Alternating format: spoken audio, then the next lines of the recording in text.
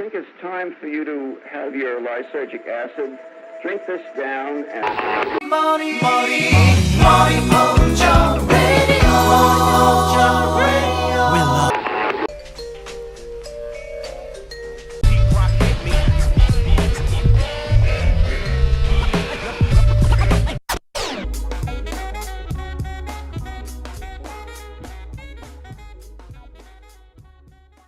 Hello everyone, welcome back to Requiem Radio.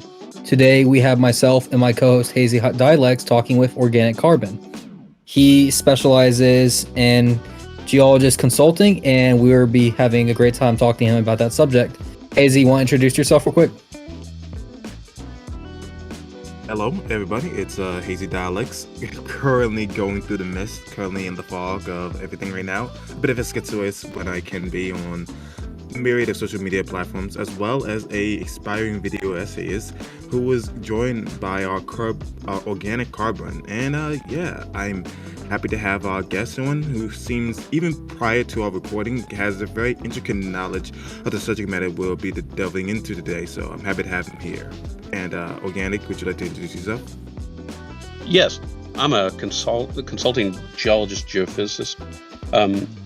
I've got my undergrad in geology, my master's in geology with a specialization in paleontology and carbonates, and then went on for my PhD, but decided not to get that due to it takes forever and it's hard to support a family on a grad student's income.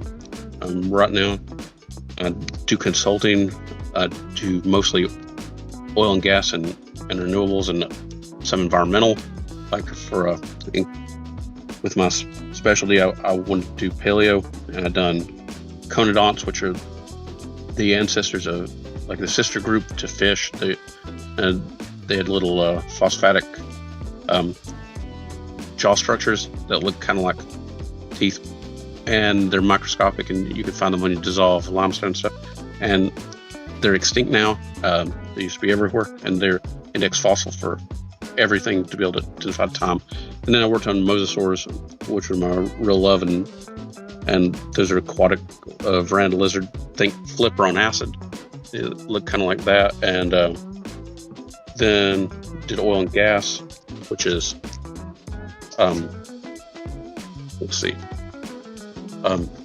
did a lot of shell hazard work, which is looking at the shell section when you drill an oil well, and let's see here, where we go. Yeah, there we go.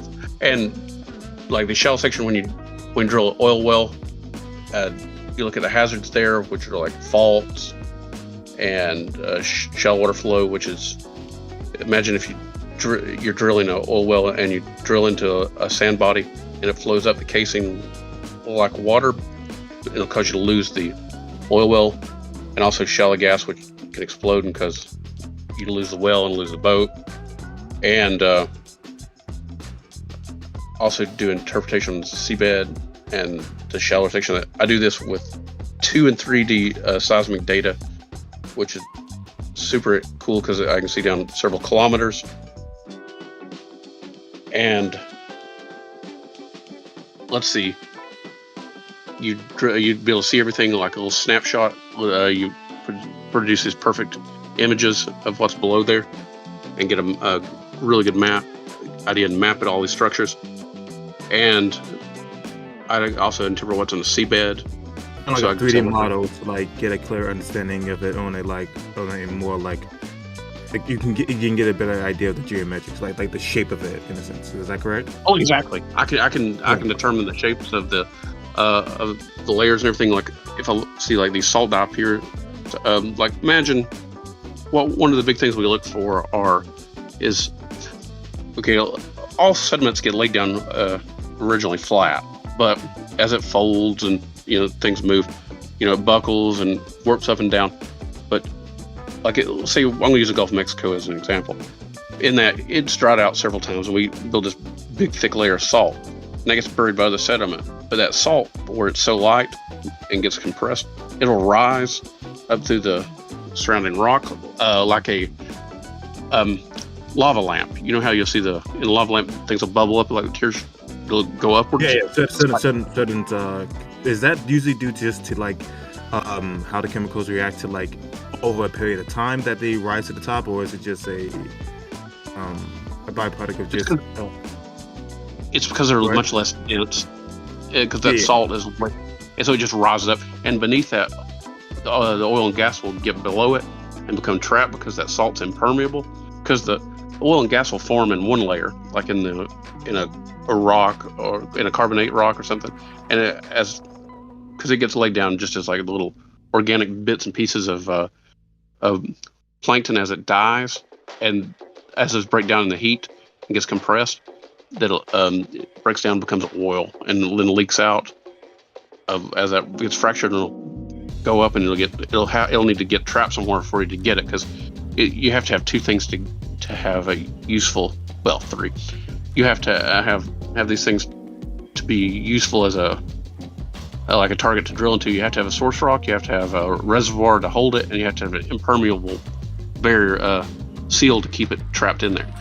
And what we see is sounds like an extremely intricate system.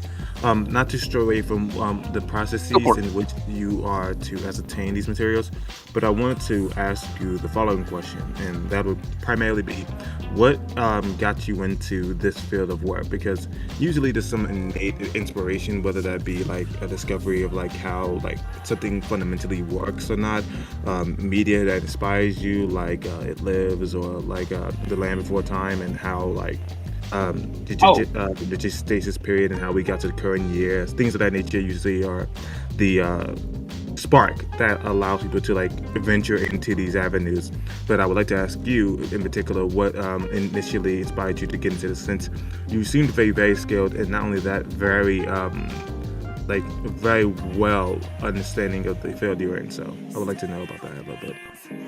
And what got me into it it's pretty simple. Dinosaurs. I always liked dinosaurs, and I wanted to do paleontology because I thought that would be perfect. I could do that, and I just always loved dinosaurs as a kid, and rocks were the way to get into that in geology, and that was a means to an end. Yeah, go for it. I know that like in terms of recent developments, we've learned that some dinosaurs have had feathers, but I don't know, I just can never get over that notion that like they look like that. I just feel like the gigantic creatures, the gigantic lizards, just far more, even if it's fantastical to some degree, are just aesthetically far more pleasing. Well, I mean, you're gonna see like it's not too also. Yeah, organic. Do you feel also that like Jurassic Park had a large role to play in that, with like, you know, the depiction of dinosaurs to like modern people? Or have we always had like this depiction, if you will, of like, you know, this is what Tyrannosaurus Rex looks like? But was that only for like, you know, a certain field? Like the layman didn't really think of what's a T-Rex, you know what I mean? Yeah, the layman didn't really get it. And it's funny is that we've kind of came back to where we originally were, because initially people thought of them as being giant birds. And like Nazca, and he was a Hungarian, thought about these guys, you know, like the dinosaurs and stuff, as birds, and then they got plotting appearance and looked more like reptilian, and that was it. But we came back to that.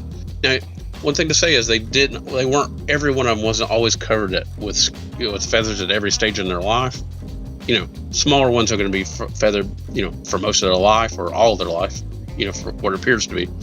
But like, you know, big guys like sauropods and stuff are going to be, you know, they're not going to be, they're going to only maybe have a little bit of feathers when they're young, because it doesn't appear that they have feathers in the fossils that we found. You know, that stuff probably was shed because they're too big and just not really needed, because you're not going to keep a big feathery appearance, because that's a lot of work and a lot of energy. I mean, maybe, but now dinosaurs, they are super cool and interesting as social creatures, just like, you know, anything now, and like birds live in a wild ecosystem where things aren't exactly the same as they are now. They're pretty close, but you know, you've got lots of predators, lots of prey, lots of critters moving around, and one like preconceived notion that we have now is like how few predators we see today as opposed to what used to be. And you know, with more animals, like, you know, I look at the ecosystem and go, wow, look at what it's all missing. Because there used to be so many more critters running around, and for all our lives that we've missed that. We don't see any of that. And like, especially back in the dinosaur time, you know, in Mesozoic and before, there's critters all over the place, and they're super wild and energetic things. I don't know if you've seen all the feathered stuff that came out of China, because they find these really good, well preserved stuff. They look like birds, really. It's amazing. It's hard to tell the primitive birds from the advanced theropods and stuff. Because all like feathers are a basic condition of dinosaurs, and they kind of, that comes with the territory. Both birds and dinosaurs had them. It's only certain developments that make them into birds, but they come ready. They're almost like pre-packaged with all the stuff to be birds, and it's pretty wild. Because lots of early birds had teeth, and we lose that. And when the asteroid impact happens, because you only get the smaller birds that didn't have teeth, and you had these big birds that look like kind of like, what do you call those things? Loons, in the ocean that had teeth, bigger than penguins and stuff. And giant things with big teeth. It's pretty scary. And they're awesome critters. Super love that. I got another question for you along about that as well. How come there's some species that I know they talk about, have rapid evolution and change throughout their time and being here, but others simply don't, quote unquote, evolve at all? Like the horseshoe crab, for example, or the alligator, how they look almost like they're not from this planet. They just been around for so long they don't change.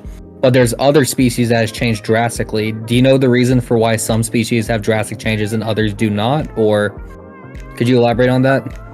I give you my best interpretation. Some things are just perfect for their environment.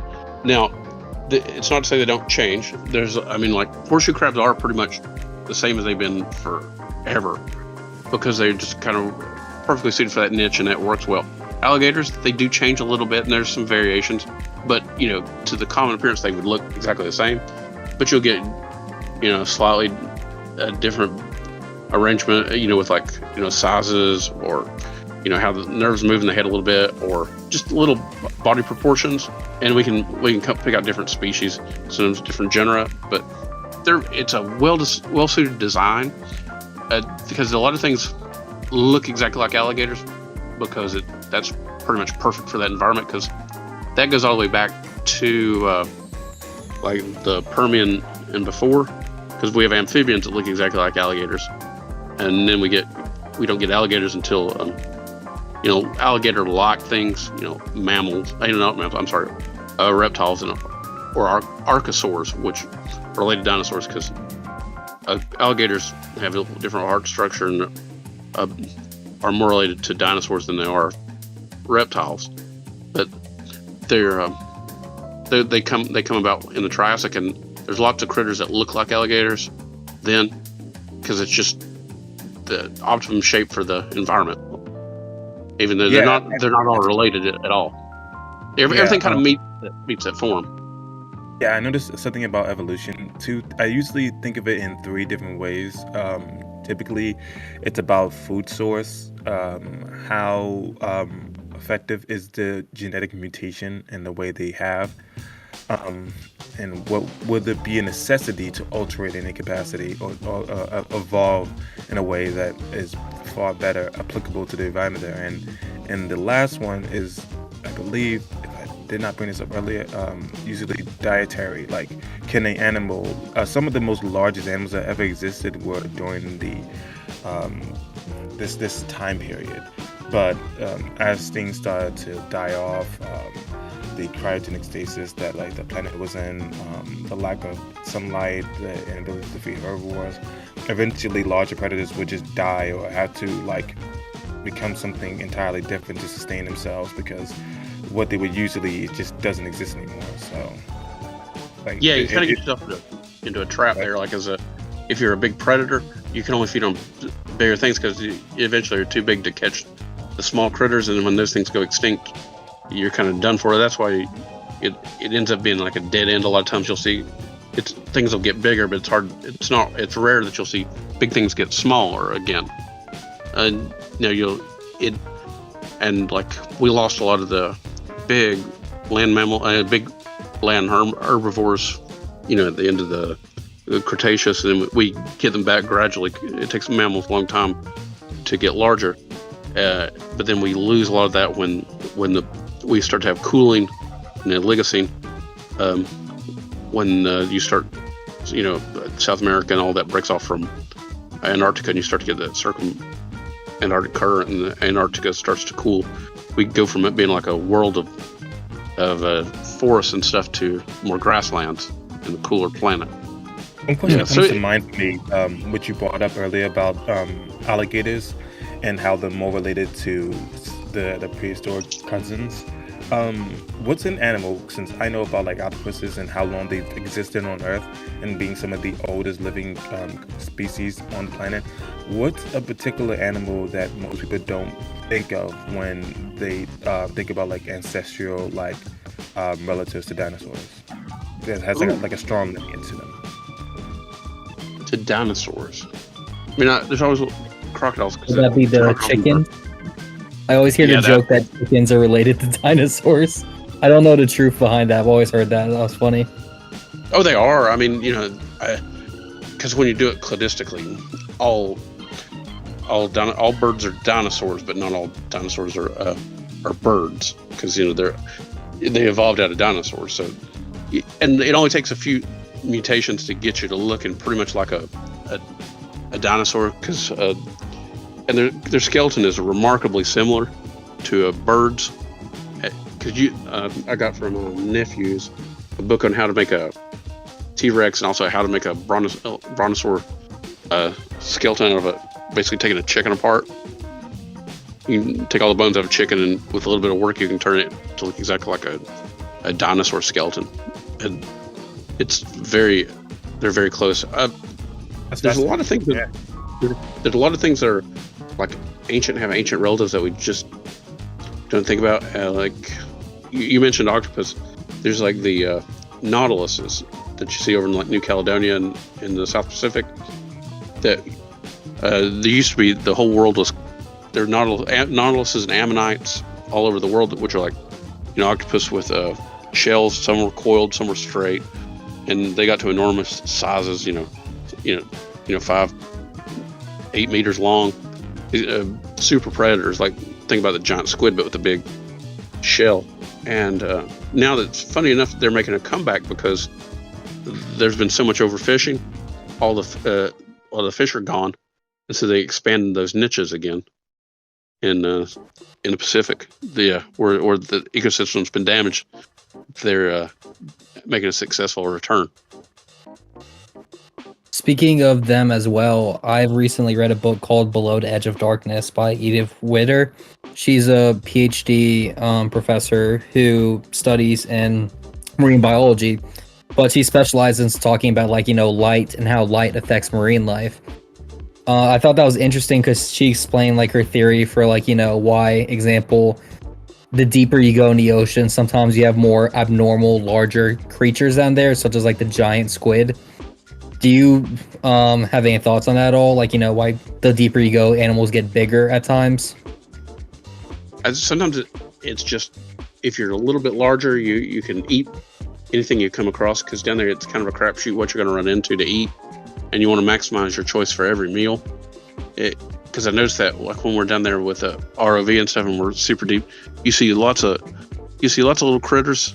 They all get attracted to light, and you see those odd grenadier fish and other little other sharks and stuff, and everything's always ready to eat. Big things that you always see every time are the big isopods on the seabed. Those are like the roly-poly bugs. You see them in your garden, but these things are a foot across, and they're down there, and anything dead they will scavenge onto immediately. And any place there's a place to hide or to be, they're there. Those and crabs are all over the place, and large crabs. We'll see that, and I know the Japanese eat the big isopods, and they're super expensive. But that's on my list of try to catch items.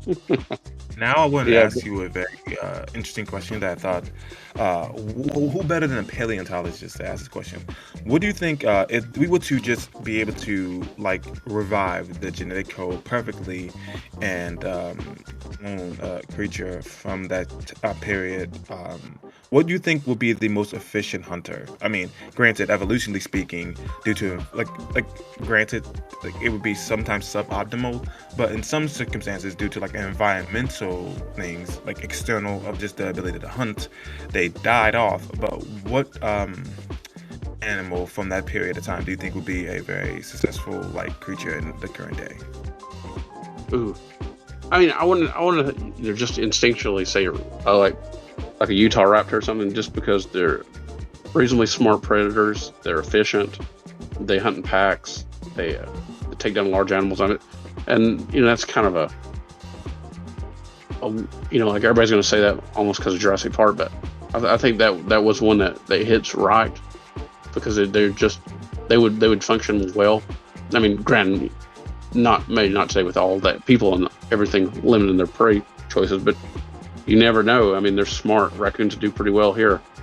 Those are a smaller raptor might do better because the little pack hunters could fit in to any environment and take down predators. There's a lot of maybe more aggressive kind of land crocodiles and such that could be good too, because they tend to do well in lots of environments and don't require as much food, but they're more dumb predators where for like some sort of raptor would be better as a smart, intelligent hunter. And in the ocean, I don't know, there you got a bit of an arms race, and things have gotten better. Bony fish have gotten better, and sharks have gotten better over the last 40, 50 million years. So those are more efficient, but I'll go back to that one and say natural fan of the mosasaur on that one, because you got small and you got large, and they do well, and they go up to the cooler waters where plesiosaurs and stuff wouldn't be, and where sharks don't like it as much. Yeah, thank you for answering that question. In terms of like animal that's really fast and its leg extension almost is like similar to some degree to like kangaroo, like at least in terms of like when I look at its hind legs.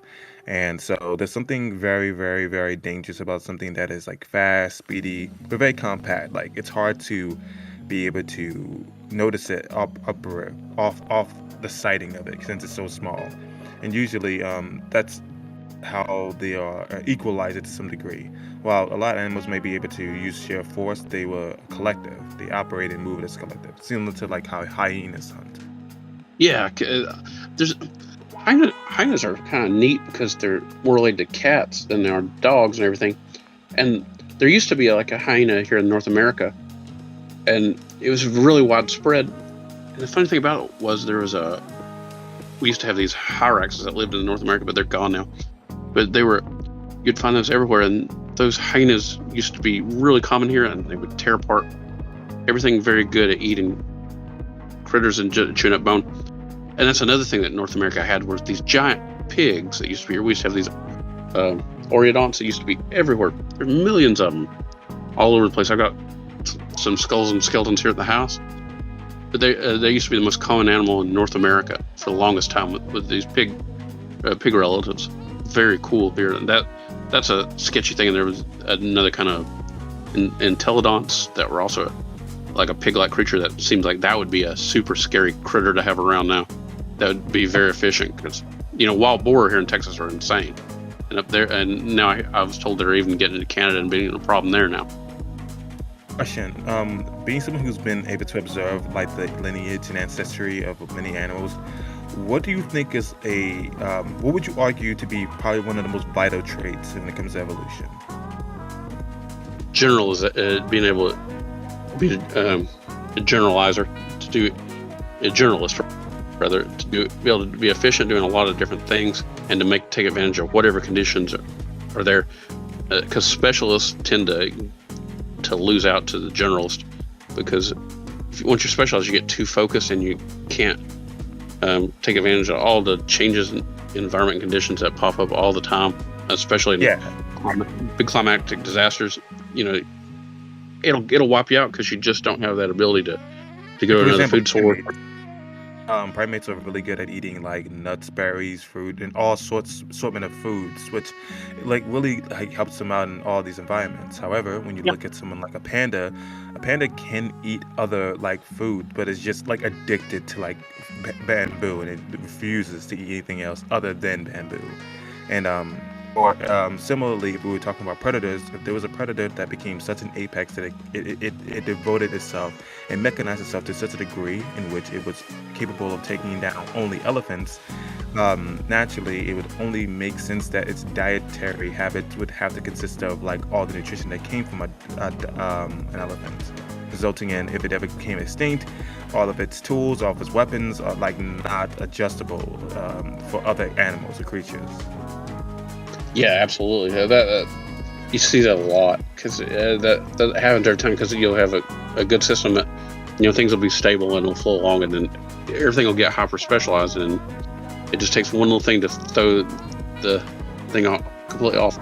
Because if you step back to like the Permian, when we had the breakup of Pangea, we had all kinds of terrible effects there. We had a real near collapse of the whole ecosystem on the planet. Just crazy global warming because all the volcanism and the flood basalts and everything were covered up. Basically, Siberian traps covered up most of Asia with kilometers of lava, and the whole ecosystem started collapsing. One thing that survived was a Dicynodont, which a distant relative to us, it looks like a piggish kind of thing called a Listersaur. That was the most common creature on the planet, and it did it because it was just a generalist. It ate, any kind of plant, anything. It didn't really matter. Roots. It just dug around, and it could survive, and it made it through.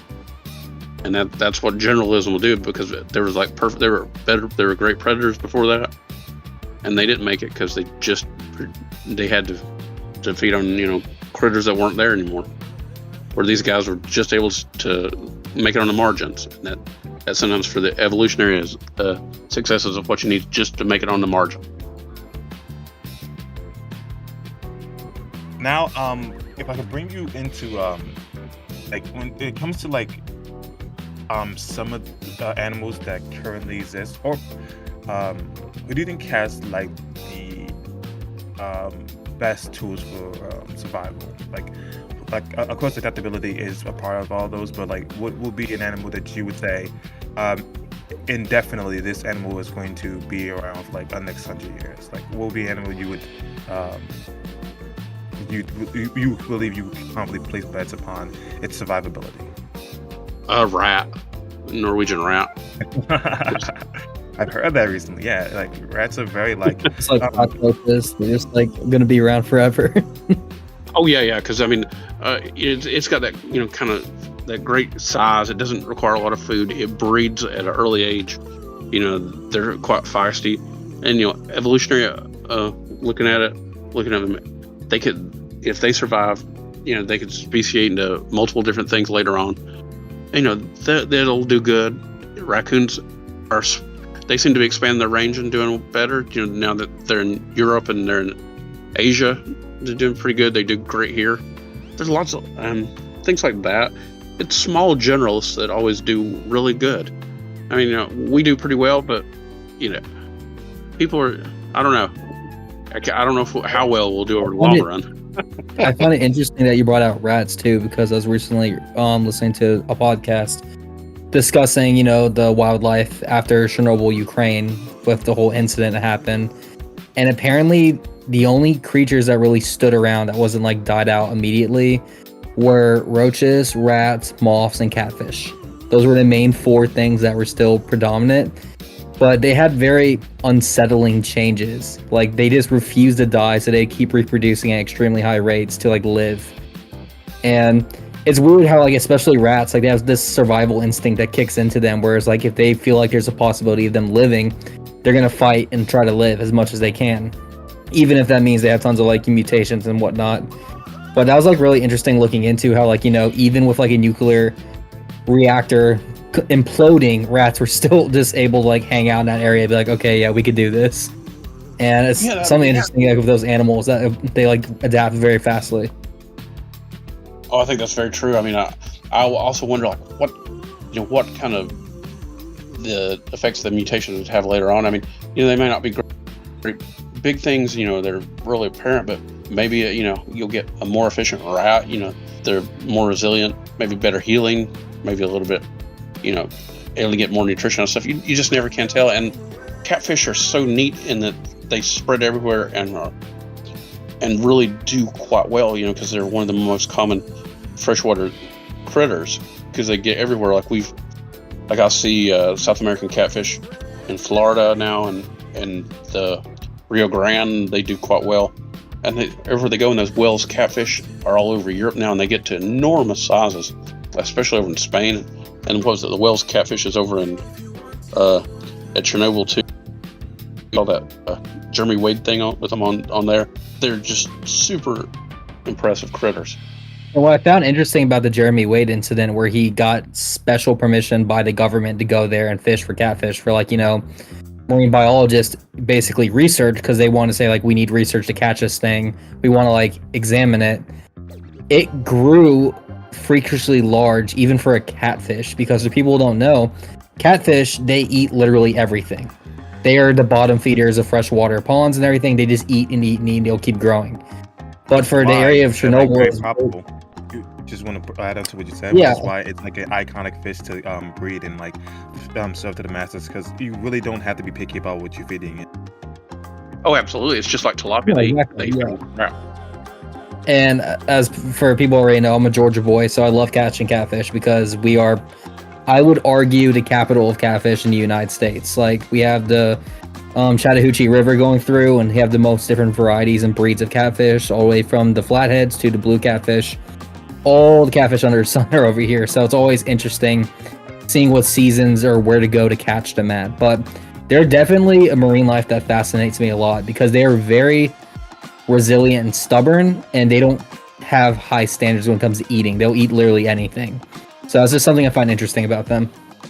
Have you caught those little maytoms, those little teeny catfish? They're kind of fun. Those are really hard to catch recently, but yeah, I've caught a few of those. I'm currently on a journey trying to catch me a bluehead catfish, but it's funny, people don't know too, for catfish, they're very loud out of the water. They sound, for anyone who plays Minecraft, like a Minecraft villager, they just make a meh, meh sound constantly. Yeah. I'm just oh my gosh, would this fish shut up? I'm like, hey, pop him in the head. I'm like, quiet, I'm going to release you. It's funny. They're funny little fish. Those in the drum are super fun with that. They make all the strange little noises. We used to catch catfish. We would run trot line and catch catfish and turtles to eat back when it was still okay to eat turtles, before I knew better. And they were all very tasty. Big channel cats, big blue cats, and and flatheads, and sometimes there's ones that always stir up the pond. They're small. I forget the names of those. Yeah, it's funny too, because quick story, when I was going fishing near Robinson Creek, which is a pretty good place for catfish, it was near the end of the day, and I casted my reel and I was able to get a really big boy, and I pulled him in, but I was measuring him. I'm like, is he long enough? And then the whole time he's nonstop making his loud yapping sound, and then he was just below where I couldn't bring him home to clean or anything like that. So I'm like, oh, that sucks. So I'm just sitting here and he's still going. I just look at this catfish and I get my hand, I palm him right in the head, and it felt like it hit one of those Chinese dong. It was just hollow, basically. And I'm like, there was not a single thought going on between those eyes right now. And I had to tell him, I was I jokingly told the catfish, hey, I'm gonna release you. And he's stopped making the sound. He looked at me, and then he took an inhale, and then he started making it loud, meh. And I'm like, all right, that's it. I chucked him into the water. But a week later, my best friend went fishing there, and he was like, yeah, I caught me a catfish, about to release him. He's just under. I'm like, oh, really? Can I see a picture? And this has been kind of a joke for my work, but I see the picture of the catfish. It looks exactly like the one I caught, and he was in the same place I was. I'm like, that little catfish is going around eating everything and then playing dumb and to get released. So he's either the smartest animal in that pond that pretends to be really stupid, or he's just lucky. So that's like the joke going on with the catfish, basically. But yeah. Oh, yeah. One thing down here is I noticed that they have these big catfish farms, and I don't think the flavor of the catfish that comes with the farm raised catfish anywhere nearly as good as the wild caught ones. And people will complain about the muddy flavor or whatever, but I think a wild catfish has an actual flavor of the area and tastes much better, because it's just like farm raised versus wild caught tilapia. You know, farm raised tastes like garbage to me, but wild isn't so bad. Yeah, agreed. And you can definitely taste the different flavors and stuff. Are you actually going on to like farm raised marine life and fish in particular? Would you be worried that would make the fish more stupid, if you will? So we're kind of like, I don't know how to put this, but like genetically raising and mutating them just to be like more dumb, because they're constantly getting a food source and they're in a closed environment. They don't have that wild quote edge to them. You know what I mean? Yeah, there is some issues because they get out of the containment like salmon do, and then they interbreed with the regular population, and they damage the genetics of. Because I've heard that several times, and also that the farm raised like marine life like salmon, you know, they're more susceptible to diseases and stuff because they're in such a close area, and so that they can pass that on to the wild population, and they use such heavy antibiotics on the farm raised stuff that the antibiotics ends up in the natural ecosystem and gets, you know, bacteria, you know, antibiotic resistant bacteria. And another problem with that kind of aside is that we overfished the Manhattan and such to feed these farm-raised catfish and farm-raised salmon and other stuff, and that also affects the ecosystem too. So you're doing it like a double whammy. You're not overfishing that, but you're overfishing something else, and you're fishing lower down in the. There's only two alternatives when it comes to like human supplies. Either you're getting not the real thing because it's probably far too expensive to constantly get it to people, like wasabi, or wait, hold on one second. All good. Yeah, another thing too, organic, the reason I bring that up is because I've been in arguments with vegans before, and I asked them a simple question. What are we going to do with all these domesticated farm animals once, you know, veganism's applied, you know? Like, because their goal is to have like a nationwide veganism, and I was told we're just going to release them all into the wild, and I couldn't help but like laugh at that and feel bad, because it's hard for me to explain to them what happens if you're going to release domesticated animals for hundreds of years just into the wilderness. Like, it's not going to work out well, and most of them are probably going to get eaten by either wolves, coyotes, bears, or any other wildlife like snap like that. And that's something I'm worried about for, like, you know, what I was bringing up with farm raised fish, where it's like, hey, we eventually just release a large swath of them into like the natural wildlife, and that's going to like greatly affect the already wild, you know, fish that are there, the same species, and like hurt their chances of survival. Oh, I think that's very true. I mean, there's a lot of concern with that about, you know, they bring in fish stocks when you, you know, when they restock streams and stuff with trout, because you'll bring in different genetics and it changes, you know, the fish population there. You know, they may both be a brown trout, but you've brought in one that, you know, with a different strain.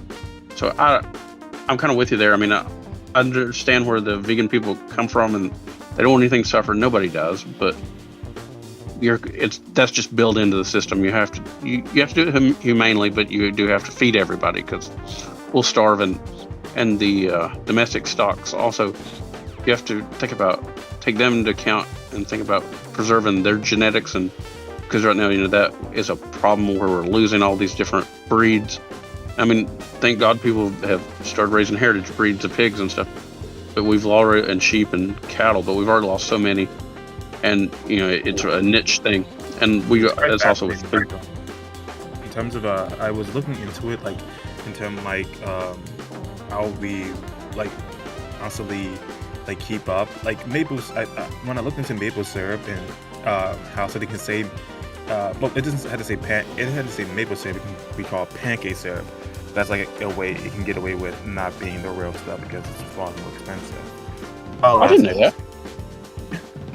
Like if you buy something that's called pancake syrup, it's technically getting away with not having to be maple syrup. Oh, I like maple syrup, and I like the birch syrup and the other syrups that you get. And like I noticed now that like you buy, it's more expensive because like I always prefer grade B maple syrup because it's a darker, more robust flavor. And like maple syrup now, you'll get first, second, and third part of the run. Like the really specialized places will sell you that. You get the initial bit of the run, that mid part, and the tail ends. And so they'll hit you on those price points. And like the price of birch syrup has went absolutely through the roof. Like one of my coworkers works he lives up in Canada, and so I'm looking forward to next spring's maple run because he's got so many trees on his property, and you just it's such a beautiful flavored thing, and like people don't think about all the individual varieties, like where you get your maple syrup from. Like I got it from up in Rhode Island, it was quite nice, and you get it up in Maine, that's nice, and different parts of Canada have different flavors. It's all with that different little bit of mineralogy in the soil, and it all affects the taste a bit. Bringing that up too as well. Sorry, bringing it up too as well.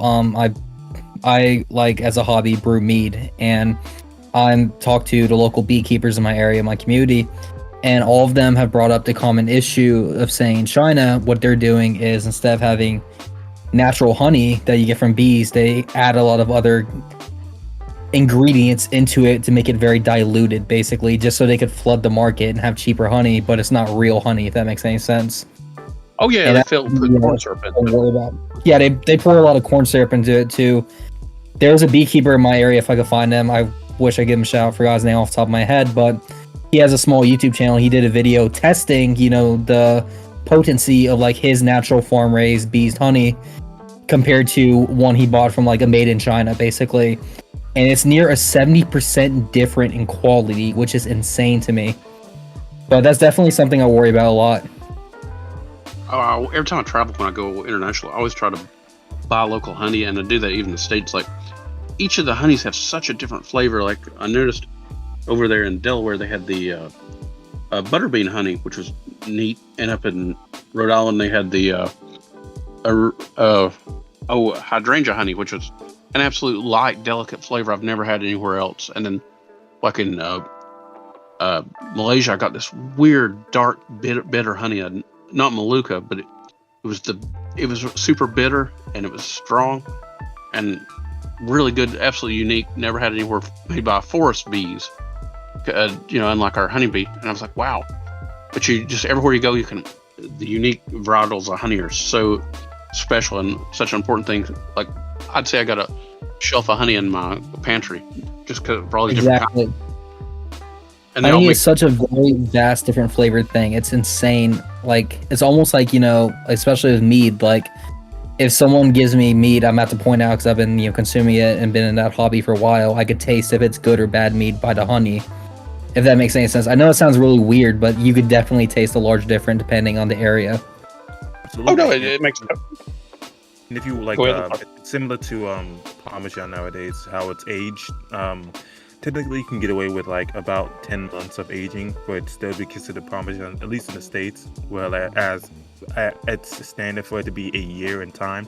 But like grated Parmesan can be rice, a grind up rice, and a wood pole. So combination of those two elements, which is very shocking. So if you do use grated cheese, just be aware, at least in the green bottles, that there's a substitute as being provided there. Yeah, because I heard they put cellulose in it. Because I noticed that I went to the real grocery store and bought that Parmesan. I can't pronounce it. The good one, really super aged, and the texture versus the one in the store that's supposed to be the aged one in the regular like chain grocery store is unique. Is totally different because the other one has the real aged, while it has the crystals in it, are distinct, and it has a sharper, consistent flavor, where the, I guess, rapid aged one, from the regular grocery store is more like just crystally, and it doesn't have that same coherency through the whole mouth feel. And I know it wouldn't.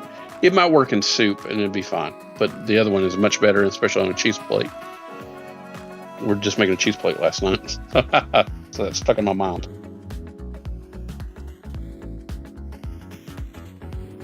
Going on a bit of a different tangent, going back to Giant Wars. Oh, go ahead, AZ. Last tidbit I thought was interesting is that like what you brought up was very interesting of like cutting corners. Tonka is a vanilla extract that is used that's drastically different, and the process for making vanilla extract is so laborious that people can use substitutes. This is different types of oils that come from trees, but Tonka is like actually pretty dangerous to like encounter. Oh, so I didn't know that. Well, what was the name of that one again? Tonka. It contains cumin. It's a COUMARIN. It's a dangerous toxin actually. So like, if you ever get vanilla extract from like somewhere like Mexico, you probably want to avoid it if that's possible. Or at the very least, look out for anything that says artificial flavoring, because that's their way of like explicitly conceding to the notion that like, yeah, this is not vanilla like in the way you think it is. Yeah, because like when I go down to Mexico, they always have a bottle. Go ahead. They always have clear and dark vanilla extract, Mexican vanilla, and while it is pleasant, it doesn't have the same taste as like the vanilla like you'd buy here in the States. And I try to, if I'm down there, buy the beans that are fresh, because if you go down there to southern Mexico, they raise them down there, so those are pretty good. And it's like that the real vanilla flavor. Once you get used to it, there's nothing like it. There's a lot of things are like it, but nothing will fit that sense of taste that you get from that. And vanilla is such a simple thing, but it's so complex.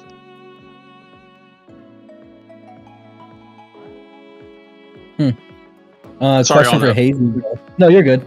Question for Hazy though. You're telling me that I shouldn't be chugging just absolute bottles of vanilla extract from Mexico every day?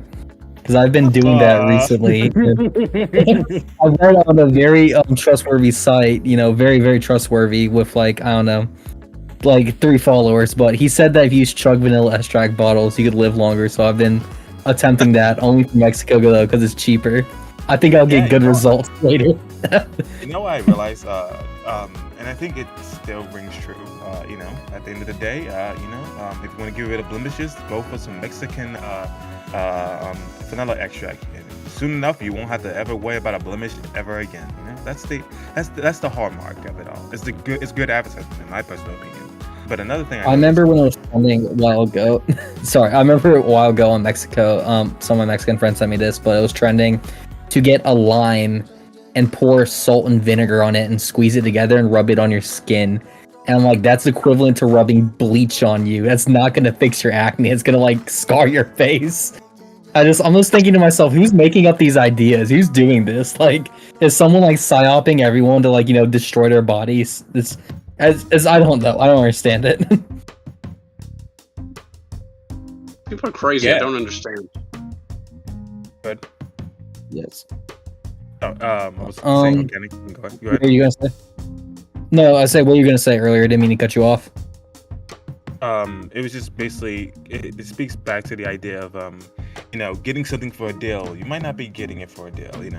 Usually the idea of if you're paying for it, if you're paying higher price for something, you're paying for quality, and that seems to still ring true. And even nowadays, when we talk about honey, you usually look for like raw honey. It's best to do that because a lot of it's made out of corn fructose syrup. A lot of it, and even then, it's funny enough that like the real stuff usually has the imperfections. It's more cloudier. It's a darker tint than typically what you're imagining. Not the honey, not the golden color, clear colors. Like it's usually like a darker tint. So it always it always reminds me of the saying, "The cheap turns out expensive." But the honey thing, when I was over in Egypt, one of the breakfast things they had there on the breakfast buffet was a big comb of honey that you could just scrape off.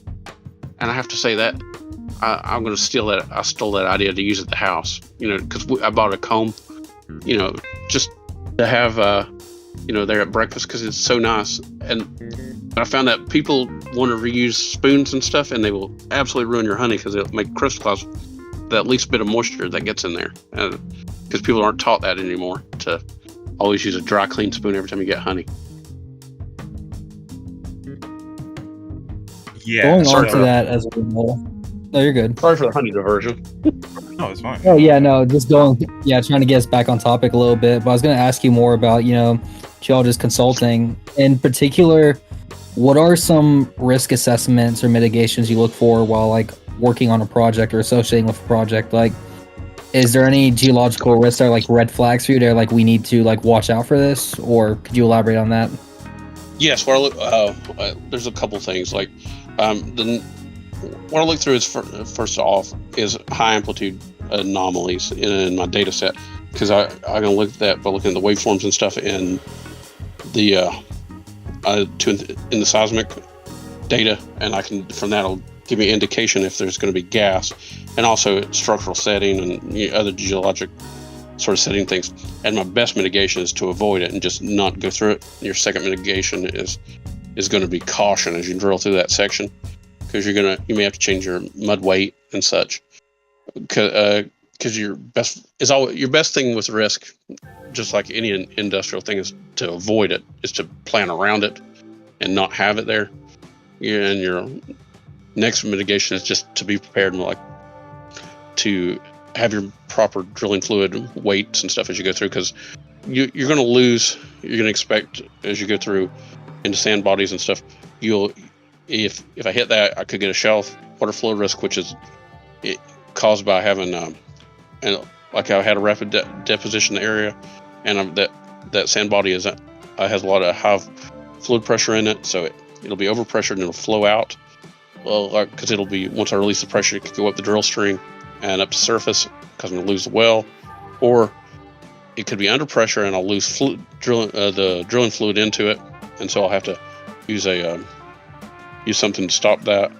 Or and then if the same issue goes if I drill through faults, because I'm liable to lose a lot of fluid into that. It'll move up and down along the fault, and also faults can move, so that could, if I'm a seismically active area, which sometimes happens, it can cause the casing to fail there, and those sort of things. And you may have to go ahead and change out your diameter and stuff to get in there, because you a lot of times you'll have to do you'll have to do directional drilling to get into the window where you want to get into the reservoir at to get to pump. And it's maybe small, and they can make the pipe curve and do all kinds of amazing things. So it's pretty cool. And other mitigations, like other risks that I have to look at, are just environmentally, like what is there, what's the aquatic life on the surface, because a lot of that's federally protected, so I can't interfere with that. And other stuff is like, what are my conditions to, if I'm going to be anchoring, like, will I be able to put an anchor there because of biotic, and also because of like what's the bottom type, what type of anchors will I need to use, and like if I'm putting spuds down, will I be able to get in there, or will I break through once I start to load it? Because if the material's not competent underneath it, it may sink, have a punch through. There's a lot of little things like that. And what would you say would be an example in recent time of, let's say, the worst case scenario for your job? Was it like a big project, not you personally, but like in the media or in the news around the world, something bad that really happened because some, let's say, mitigations were ignored? Macondo, Deepwater Horizon. Because I remember getting a call that day. Yeah. Because we got a call saying, "Ed, we worked on that," and we're like, "No, we'd worked a couple blocks over." They're like, "Thank God," and then they hung up, and it was the middle of the night. And could you elaborate more, like what happened, I guess, or? On that one, I don't really remember what happened at Macondo, because I just remember that they had a blowout, because blowout is pretty much the worst one thing that can happen, and it just kept flowing and flowing for weeks and months, and it changed the whole oil drilling in the Gulf of Mexico because they shut down everything for the longest time. They changed all their insurance requirements. It was terrible, and the BP spent so much money, and it completely messed up, like, just the economy down there, because everybody got on board that gravy train, and there's so many bad boats built. 2008, correct, in the Gulf of Mexico, the oil rig, or am I thinking of a different thing? I'm sorry, what year did you say? You broke up? Sorry, I remember hearing about this around, I think it was around 2008 to 11, where it was like some oil rig that was in the Gulf of Mexico that basically imploded, and that caused a lot of damage and people freaking out. Are we talking about the same thing? Or? We are. That was the Deepwater Horizon was the name of the boat. Macondo was the name of the prospect. And there's a lot of stuff that wasn't listened to, and people were in rush. And, it's kind of, as I remember it, because I got to look back, it's been forever, that basically you had a whole number of things that went wrong all at the same time. It's like winning the lottery and getting hit by lightning the same day. It takes a lot to have that level of failure. But the system is generally really resilient. I mean, because, I've only ever seen one or two little blowouts, and they've all been overseas. Like they were in Venezuela when it was done really, really poorly. Like that. It takes, generally the system can hold a lot of problems because it's built for multiple redundancies. Now the problems are, you don't want to get the problems, and you don't want to have to go to these fail-safe things. Because if I remember right, they didn't install a blowout preventer, maybe, but it's hard for me to remember that. But that's the worst case scenario. Curious on that.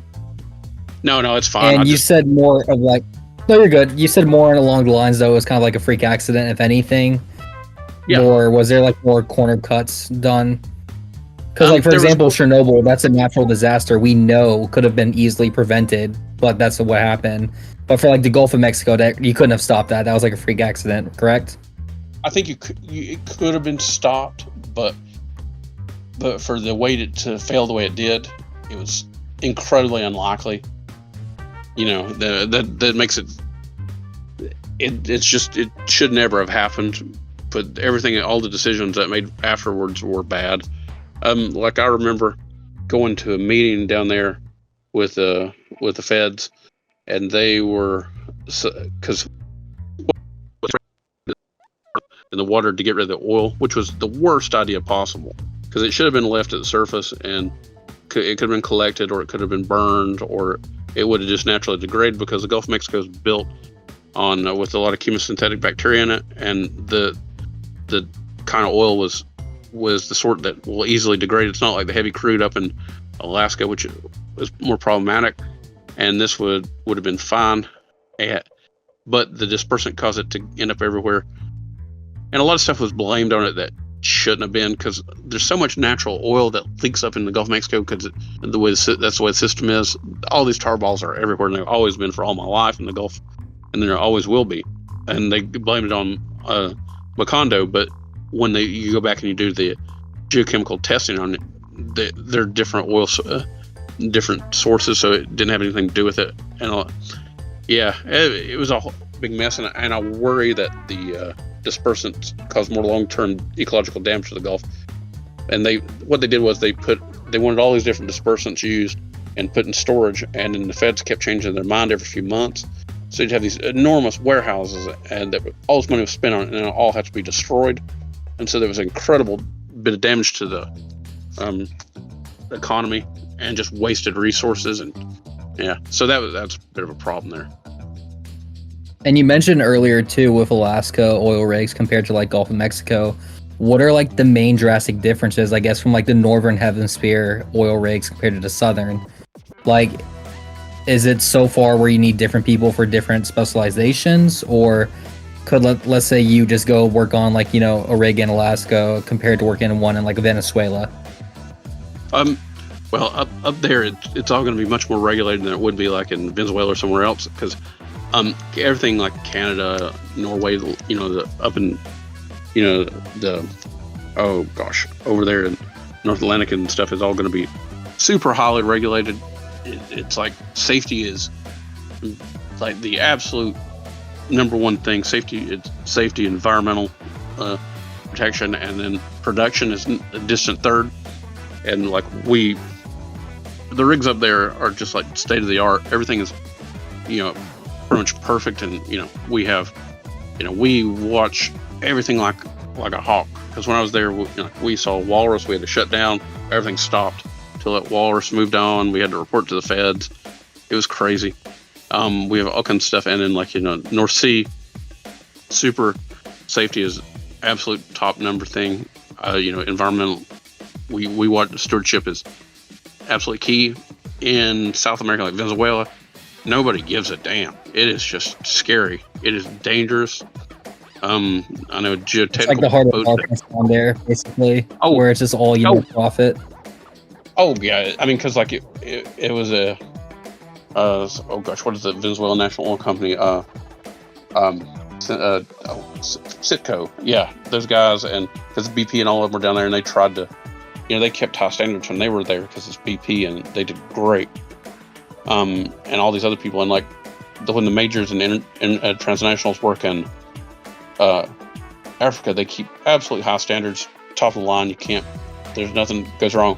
When it's the smaller oil companies or CNOOC or like when the Chinese work there and the local indigenous oil companies work there, it's dangerous and sketchy, and you wouldn't want to be there. You wouldn't ever want to be on one of the rigs because they don't care. Because I mean, like you see in the Gulf of Mexico, it was sketchy. Like in the 70s, if you got hurt, you got fired, and it's not like that anymore because it's all about safety and environment.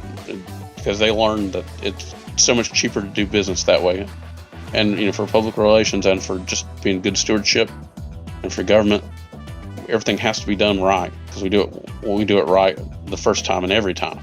But a lot of other places not so much. It's a very sketchy business. I would say I wouldn't ever want to go back to that again. One last question, I'll bounce it over to Hazy as well, but I'm sure you remember in recent news past few years ago when Biden was elected, he came in and he did a very large Alaskan ban on oil where he prevented a pipeline and Arctic drilling. From not really a political perspective, but from more of your specialty in your field, do you think that he had a right to be worried about us drilling up there, or do you feel like that he was doing more of a bad call, like it wouldn't have been as bad if we drilled up there? Bad call. The actual location of the drill is quite small. The pad is tiny. Having been up there, it's middle of nothing. One problem that we're now facing is the developments that for the North Slope that keep the Alaskan pipeline flowing are they're aging out. There's not going to be enough oil to keep that thing flowing. You have to have so much volume in there to flow, or it'll solidify up because there's a lot of waxes and stuff in that oil, and it has to be kept going, or you'll have problems. And it was a bad call, and it didn't take into account the people who live there, the native tribes that lived on the land who really needed that oil. It was mostly outsiders and people that don't live there to say that. And I think it should have been drilled because the nation needs it. And I mean, there's lots of oil in the Chukchi. I found it. It's there. And we don't drill it. It's just because the government makes it inaccessible. But there's tons of oil up there. Yeah, it's something I noticed too, especially if you look at, we had a guest prior on our podcast who was a real estate agent, and he was speaking on definitely how economies affects the market, and I was looking into it, and currently in Alaska, they're seeing a mass exodus where a lot of people from Alaska are moving to Texas because unfortunately those big hard pushes and bans on oil rigs, which is a large part of our economy, not everyone could be a fisherman, if you know what I mean. So it's forcing a lot of people to leave their homes, whereas we have fishing, mining, and drilling up here. But it's an unfortunate situation. I hope maybe under a different administration we could have a revisit of that topic, or maybe consider drilling, not only for the natives there, but to give us a chance maybe to compete with OPEC, because I know OPEC is kind of the mafia when it comes to the global stage of oil, if you will, where it's whatever they say goes type thing. They have a pretty tight monopoly on it. Yeah, absolutely. I mean, I think there's a lot of resources that could be used for everybody's benefit up there. I mean, I don't know about some. Go ahead. True. I was saying true. There's like certainly elements that could be fair and could be used, but I think I remember something to the effect of the optics of it all. Like, I like most companies didn't bother bidding on drilling leases in anticipation of it being canceled. And there was like little to very little, or at the very least, it wasn't sufficient infrastructure for the drilling to occur. So like, I suppose if there was companies interested in it, I would say that like they didn't fight hard enough. Not to say that there wasn't people skilled out there that could have done it, but I think companies weren't like willing to put like the money like upfront to really push for like the drilling in those particular areas. So it's hard to put your money out there, because if they take away the rights, you don't get your money back once you buy the blocks. And so I kind of understand. It's like nobody wanted to bid for the wind farm blocks down in Texas this time when they had the lease auction, because nobody bid for it because they were concerned, it wouldn't be worth it if they put some kind of regulation on it. And we had low participation in the last Gulf of Mexico lease sale for the same issue, because they just keep suspending things and put moratorium. So it's hard to do it, because you got to put that money up front, and before you even buy the block, you got to put a lot of money into buying the data sets to look into it. And because you'll have a team of 5-10 guys look at that for a year or two before it comes up for sale. So there's a lot of money that's got to be spent on this before you can even make the first purchase. Sorry. Yeah, I get what you're saying. Some people, even people from the Democratic Party, was somewhat upset with the decision, saying that it will like prevent people from getting jobs in those sort of areas. And Republicans were talking about the war on Alaska is devastating, but not only Alaskans, but like the energy security of the nation over there. So there was some reasons as to why, but also environmentalists also pointed out to, retaining and ensuring the environments in that area. So it's definitely a very complex problem. So like it's in terms of like Biden's decision and to approve of the enormous like $8 billion Willows like drilling project in that area, the fact that like 2 of the lease or contract holders like kind of like basically canceled their like ownership of it, kind of like definitely holds up like the reasons why they would even be able to like transpire or like do more in the area.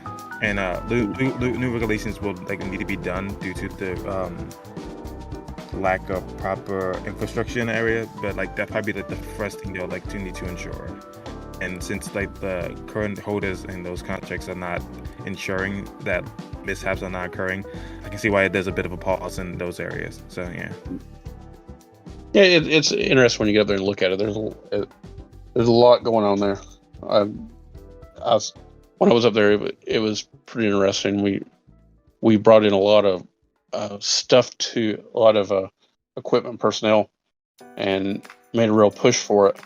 And then, unfortunately, everybody walked away. And so that's a sad loss. I mean, the data's still there and we know what's there. So hopefully it can all be going out again. And if they reshoot the data, we'll have a 4D data set and see if anything's changed. But it's very interesting geology.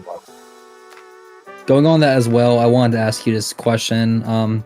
Sorry if this seems like a bit of a thorn in the side, but for the whole environmentalist crowd, the climate change people, and like, let's say Greta Thunberg specifically, what would you say your opinion is of them? Like, is there some things they get right? There's some things they get wrong, or is it just a lot more that goes on they don't understand? Especially when it comes like a lot of the stuff. I mean, they have some of them do it out of a positive thought for this, but a lot of them misunderstand the problem and they go about it the wrong way, and they want to just stop all development and growth. And whereas there's going to be growth and development, but it has to be done in a way that is the most beneficial for everything, because they do a lot of protesting and stuff, but they don't have a lot of environmental responsibly solutions, because they're not looking at the big picture. Like, what we really need to look at is biodiversity and protecting the environment and that sort of thing. where they just want to stop development when that won't do any Yeah. good, and because it's very serious that we have to protect it, and we have to do it all responsibly. Like I'm concerned that we don't protect wildlands. We don't keep and maintain what we have. The Forest Service does a piss poor job at maintaining national forests because they don't do proper thinning and cutting, and then we have these devastating fires, and we have over harvesting overseas, where it could be done sustainably, and you can work with the local people, and you create industry, and that would help a lot, and it'd help maintain these preserves. And ecotourism is great, and I think it's a very beneficial thing, but you also have to get more people in. You have to make it into a bigger deal so that everybody is a stakeholder and can protect it. And oil and gas development is part of that, and it can be done responsibly, and we've seen it done. It's when people try to go cheap and dirty, that's where we get the problems. Like you see the crap in Nigeria and other places in the old Soviet Union.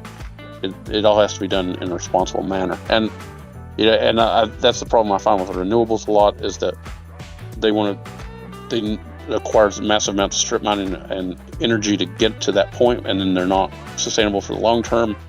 And like installations of the solar things take up so much space and damage the land. And I see wind turbines on land that are exempted from environmental regulations, and they kill so many birds, and they scar up the prairie, and they don't repair it to its previous state. And that bothers me as well, because the oil companies have to repair everything to the exact state it was before.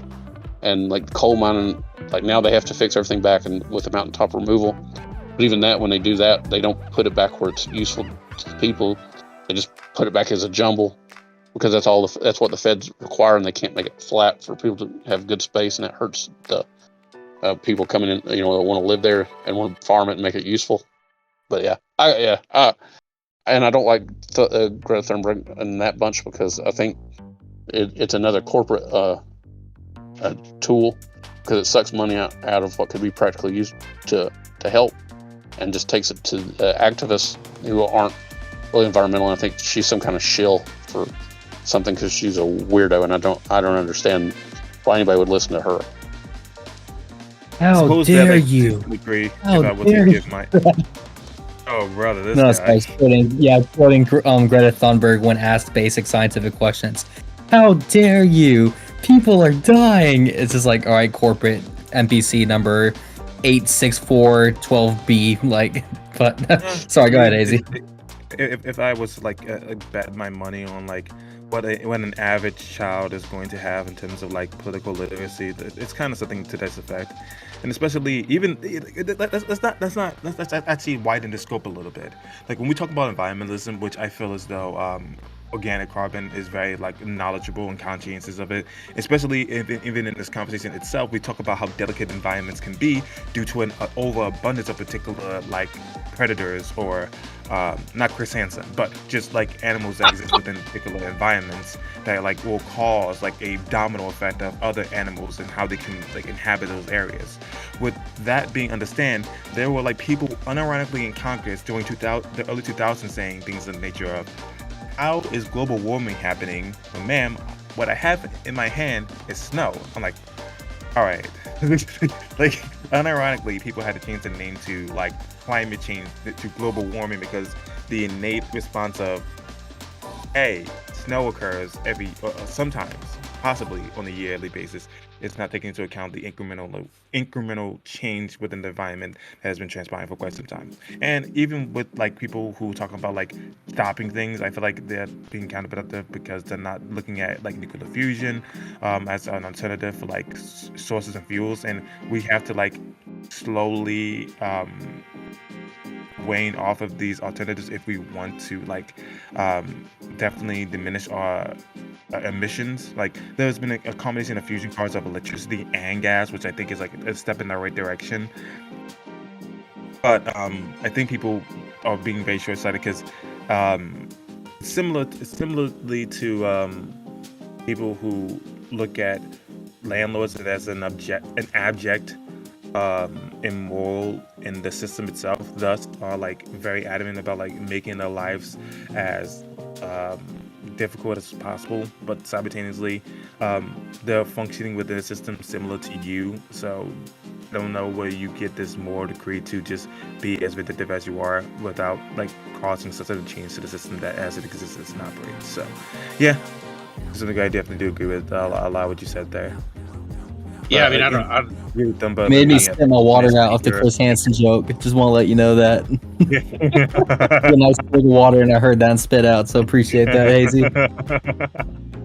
I know that's something we don't hear enough about, because he was always that was a crazy show with all kinds of weird things that I never expected. Like it turns out to be the chief of police or some teacher. Yeah, crazy.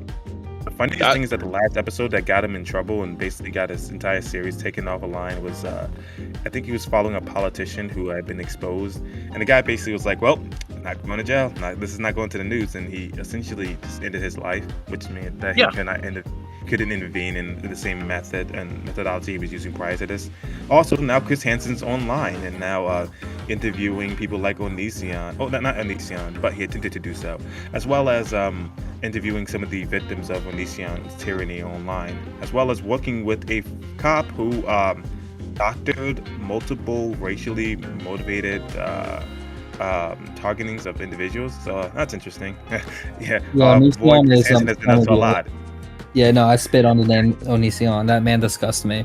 If you even call that a man, you're like a groveling worm. But yeah, sorry, let's try to get back on topic on this. I'm trying to think. There was something I wanted to ask you earlier, Organic, when we were talking about dinosaur stuff. What is your opinion of, like, I guess, fables or tales of, like, large monsters in the ocean, or even, like, creatures in land? And an example for me I find interesting is that there is a place near, like, where Greece is located. It's like a harbor, like a passing way to go to, like, you know, the southern tip of Italy. And in there is where you get the myth of Charybdis, Charybdis, which was a giant monster. This was in the Iliad, I believe, as well. No, sorry, not the Iliad, the Odyssey, where it was like a giant mouth-eating creature that would, like, consume ships that walk, you know, dared trespass through. Do you believe, like, any of those, like, giant creatures could have existed at those periods of time, or do you feel a lot of it is just, you know, made up fables and tales? I believe it's a lot of it is misunderstanding of nature and, like, kind of building a story around it. I mean, granted that, you know, then there were still lions and, you know, giant bears and such running around Europe and such. So there's that sort of stuff. But I think most of that kind of thing is not true. There's some that I do believe are possibly real. You know, you have, you know, relic populations of, you know, jaguars and stuff that hang around in Americas, and you have other things like that could have hung on. So I don't know. I mean, in the ocean, yeah, I believe that there's still a lot of critters out there. Megalodons, that I doubt, because they're just not the ecological niche for it. Giant squids of abnormal size, yeah. Big groupers, absolutely. Especially things that we don't, because now we've overfished, and there used to be a lot bigger, lots of really big fish, you know, the same species and some unrecognized species, absolutely. Giant, large catfish, I absolutely believe that there were some and still are, you know, out there. As like dinosaurs in Africa, probably not, because I just don't see it. Loch Ness Monster, I don't see that as happening. Up there, maybe big eels, yeah, maybe abnormally large seal, aggressive, yeah, I can see that. Lots of things that could be around there are related to modern stuff or things that we know, but, you know, they kind of skirt the edge of being a cryptid. But, you know, are there Bigfoots? Quite possibly. I don't know. It's odd that we haven't found one, but, you know, what are they? Don't know. There's been so many reports, and consistently they tend to vary region to region. Although, is that cultural? I don't know, because like you have different reports of aliens or monsters culturally, depending on what area you're in. So, and even within different people within an area, they have different folklore things. So, I don't know. Although, what was it in Vietnam? There was there's quite a few stories of like a Bigfoot-like creature there from both the VC and the Americans and French. So, you know, that's something. Don't know. Definitely too, and especially hearing stories about like Leviathan, for example, because the earliest reported stories on that were basically fishermen going too far off the wrong course and mistaking islands that were alone as being islands, only to get close enough to realize that it's a giant creature that goes underwater the moment a ship approaches. Either that Yeah. or, like creatures attacking ships back then too. Like this was especially common in the northern Atlantic with, the sperm whales, like, from Moby Dick and stuff like that, where there was like reported, like they would try rushing the ships basically or attacking them to get them out of their sight. But I can it's see that. interesting reading about that. Yeah. Because That'd be they're terrifying. oh gosh, yes. Like, I mean, a whale a whale going full speed at you, just like wrecking your ship, and you're in the middle of like hundreds of miles of ocean. That's not somewhere you want to be. Oh, absolutely. I mean, they're smart. They're intelligent predators. They'd have enough experience to know what's going to happen, so they might make the go at it.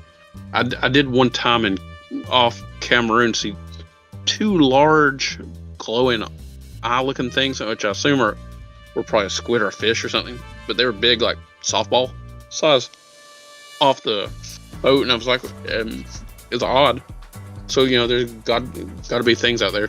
You never know what it is. No, definitely. That's what I always find so interesting when studying and like reading of the ancient works, because even the Romans, for example, they have reports and stories of creatures that are now extinct today, and it's like, people trying to put together what it was. Like you mentioned earlier about the giant bears in Europe, there's actually a famous historical report by one of the Legion generals saying like, yeah, I sent 14 of my best men, into like the Germanic woods, and only one came out. And then he's basically historically insane because he reported a big creature with, hands of knives, like slashed like his platoon to pieces. And to me, I always find it interesting to think that, there was even species of bears in Europe bigger than like the grizzly bear, like just massive, like outscaling, just destroying anything that goes into the woods. But stuff like that feels interesting to read about. Oh yeah, giant cave bears. I mean, like, the Barbary lions are gone now, and all that. And just, I wonder how long the ground sloth hung around in eastern North America, because we find them in the relatively recent ones in bodies in caves in Virginia. I remember in Southwest Virginia they found them, and over in Arizona you find that, and you found whole caves full of sloth poop over there, which is pretty dumbass to set on fire in just the last 10 years, which is so annoying, such a waste. But yeah, there's all kinds of stuff. I know this is a bit off topic, but regards of sloths, there's some creatures I see in the planet, I just scratch my head like, how are you guys not extinct? Like panda bears or sloths or koalas, for example. Like, I understand, I saw pictures of like prehistoric sloths, and they were like gigantic. They're like 3 times the size of like a sloth today. They're like bigger than people. They look more like orangutans, if anything. And then like you just see the sloth today, and it's just really sad to look at like how far they've fallen from like their ancestors. Oh yeah. There used to be lots and lots of sloths here in South America and North America. It was absolutely amazing, the range of them, even semi-aquatic sloths. And they're terrifying because they would eat glyptodonts, because they had with those claws, and they would eat carrion, fight off, dire wolves and everything. I mean, they weren't to be messed with. You make fun of it. There existed like a limited version of a koala bear, because I can't imagine something that like used to be competent and now it's just unironically a smooth brain. I was like, smooth brain energy. Not saying this facetiously, not to be crude, not saying this to even be rude. They are literally smooth brained. An observation of their brain, I'm like, oh, there's no wrinkles. They're just mentally impaired beyond like any like substantive recognition of anything. Well, marsupials and monotremes are the older version of mammals, so that they don't have a lot to work with. And it's kind of interesting to think about like how they like transpire to this, where they're just, most of them have chlamydia, they pee themselves, they have incontinence, they fall out of trees and they don't know what to do. They'll unironically just sit in a fire and just be like, I'm like, wow, these are this is it. like, oh, it's feeling really warm. I wonder why. Nah, I'm gonna stay here for a moment. It's like, oh no, it's in the wildfire. You know, your heart goes out to them. You know, your heart goes out to them. You know, you're like, oh my goodness, I can't. I really hate to say that too, but like, when I it hate comes to to say that, koalas, but it's like, yeah. when I see koalas, I'm just like, dumbass fucking animal. No, but here's what's worse about koalas. Recently, Australia, I think 2 years ago, had their worst forest fire ever. It killed 80% of the koala population in Australia. 80% died because they didn't know how to escape it. Like, they're just stuck in trees and they unfortunately burned to death. And I just thought that's the saddest thing. Because like, you had kangaroos who were like, all right, time to GTFO. And then they started bolting out of there. And then you just have like the koalas just stuck there. And it's like really sad because although, yes, I see them as being a very like dumb creature, they are cute to look at times. And seeing a video of like, you know, an Australian firefighter like going there and take out like a koala of all the babies and it's covered in like black soot. I'm like, oh, like, come on. Like, why can't you guys just like, you know, be better as a species? Like, we could have prevented this somehow. I saw the videos of the lady over there that saves all the bats, those fruit bats. And I feel bad for the fruit bats because they're like such to them. No, I want them to. No, if I had the choice, organic, I would nuke every bat in the planet. Bats terrify me. That's one thing people don't know about me. I have an irrational fear of bats and horses. Those are the two animals that terrify me. Where I'm not going to be around. Horses, that's a long story, but bats, I am terrified of bats. I hate them so much. When I was a little kid, I had family in Pennsylvania, and I was helping clean a chimney out. And I was small enough to go in there, and when I poked up, I had around 15 bats fly and hit me in the face going out, and that scared me and just traumatized me as a little boy to the point I just don't trust bats anymore because I'm like, I'm not going around them. Yeah, you know, you did truly flip a coin there, Sola. On one hand, you became irrationally fearful of bats, and on the other hand, you could have became the Batman. You know, in all honesty, that's a fair coin toss. You know, I think. No, if you know my Twitter, I am Batman. People don't know this about me, but I'm literally him. Like, I'm secretly Bruce Wayne, but no one knows. When I was over in Borneo, I went climbing up to a bat cave. Well, multiple ones, and the day after, I was sick as a dog. I got the worst like flu thing, and it was just like I couldn't. I had body aches and cramps, and I was so nauseated, and it went on for weeks, and I ended up having to take IV fluids when I went back to Kuala Lumpur, and I was even sick by the time I got to the States, and it just did not want to go away. And then that corona happened. I was like, oh my God, I could have I got the proto-corona from the bats. Proto-corona is crazy. You know what's another thing I think is kind of quite fascinating? Speaking about animals, I'm not like afraid of most animals. I just like animals that make me nervous is animals that move like they don't know what they're doing. Like they're still trying to figure out what their deal is. It's kind of what bothers me. Like frogs, snakes, all those animals don't bother me. Like it feels like the movement has an intentionality to it. The bees seem to fly around aimlessly, and that makes me kind of concerned. I'm like, what's going on here? Why do you not know where you're heading right now? What's happening? Why do you have to break my proximity of like any sort of like personal boundary? Like you won't even land on me. You're just flying directly in my face and buzzing. Like, what is this in service of? Listen, man, they're terrifying. They're very ugly up close. They're not. I swear to you, like, the Holy Catholic Church, forgive me for saying this statement, but I truly believe the devil had a role in creating those abominations. They have the ugliest, meanest little face, and then they just hiss. It's just so gross. I'm like, my vision of hell is me being trapped in a dark room surrounded by like hundreds of bats chasing me around. It terrifies me. But they're like little sky puppies. No, more like sky rats. Those are sky rats to me. I don't like them. Have you seen a bat eating a banana? It's absolutely adorable. You know, it's calm. Yeah. It's Is it true some species of bats drink blood though, in like Brazil or something like that, or like South America? Yeah, and then there's stories about them coming up into Mexico and getting into New Mexico. You know, I've heard that, and maybe that's possible too. That's one cryptid that I could imagine happening. So, you know. I don't know. You know, the one thing I thought was kind of interesting is that usually within narratives or stories, it's like they just puncture into the person, sucking out the life force. But it's just kind of scraping and licking. It's like, just a little. It's like, this is actually far more tame than what I imagined. I can see why animals would be like, oh, whatever, that shake, Well, he's here. we're going to be wrapping up the podcast soon, too. Was that organic? Oh, I found it. It's funny. One day I found a dead bat in the yard, and I went to go grab it, and I was like, "Oh, whoa, wait a minute! This is how I get rabies." No, because we got tons of bats that fly around the house because they're in the trees here, and which is kind of cool at night, but also bad, because I worry about when my niece and nephews come over. I don't want them to grab a bat out of a tree or get bit. I might have the rabies vaccine, but I don't want to use it. Oh yeah, most definitely.